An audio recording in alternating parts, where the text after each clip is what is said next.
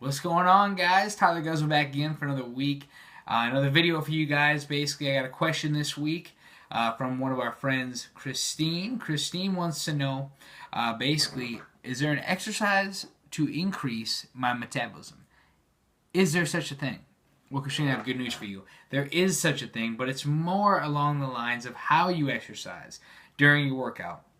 So basically today, we need to know what first metabolism is. Metabolism is the process in your body, in any living organism, that maintains life, okay? So basically, your metabolism is working constantly. It's always at a constant rate. The more in shape you are, the higher it is.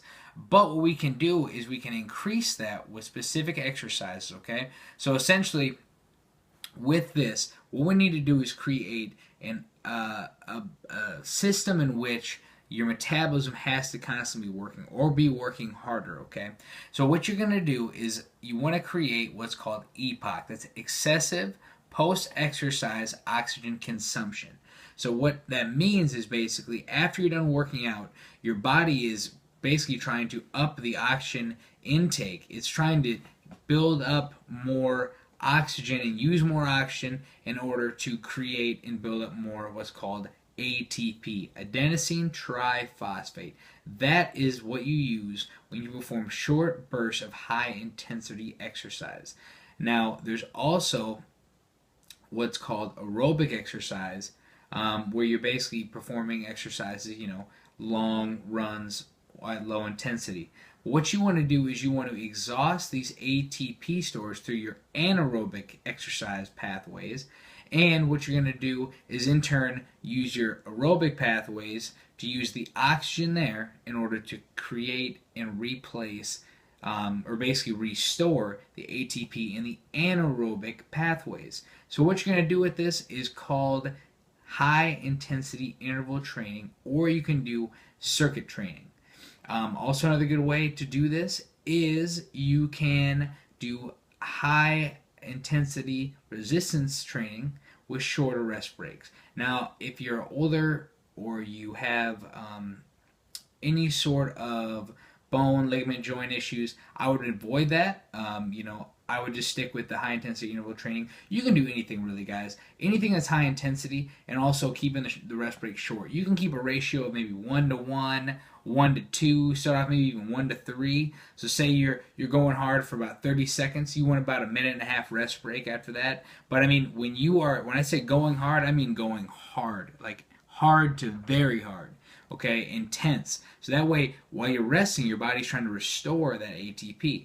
Now, after you exercise, what you have is a demand for ATP and a supply that's down here. So what happens is you use the oxygen, you're continuing to burn.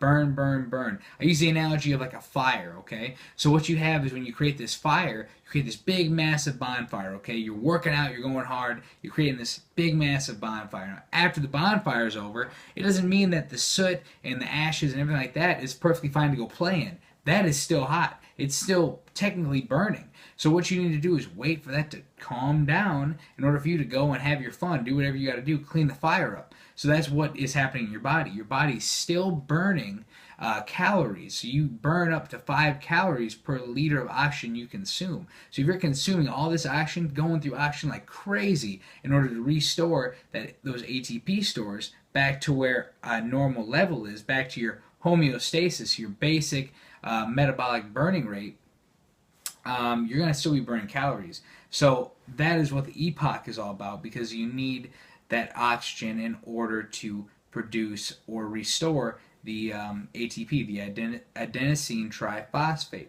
Now, like I said, there's those two pathways. You can use anaerobic and aerobic, and the aerobic works with oxygen. The anaerobic, you use the phosphagen system. So essentially what you're going to do, guys, is focus more with the HIIT training on the intensity rather than the duration. So if you feel it's getting easier, what you want to do is, instead of increasing, doing 20 minutes, I mean, these are short workouts, guys. These are, maybe 10, 20, 30 minutes at most for HIIT training, because if you're doing it right, you should be dead.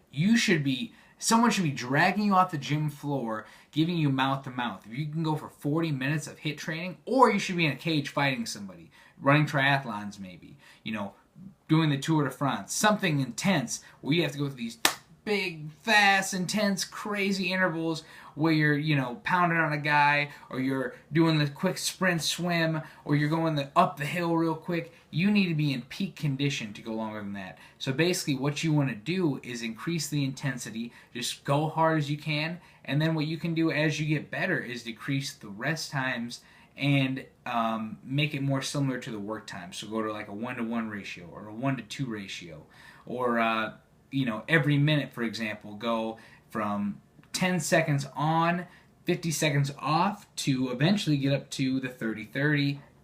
Increase 5 seconds every time, but making sure that you're keeping the intensity high. You don't want to go for 30 seconds on, and what you're doing is basically just doing reps slowly to make it through the whole 30 seconds. You want to go, and you can do anything. You can do burpees, you can do push-ups, you can do squats.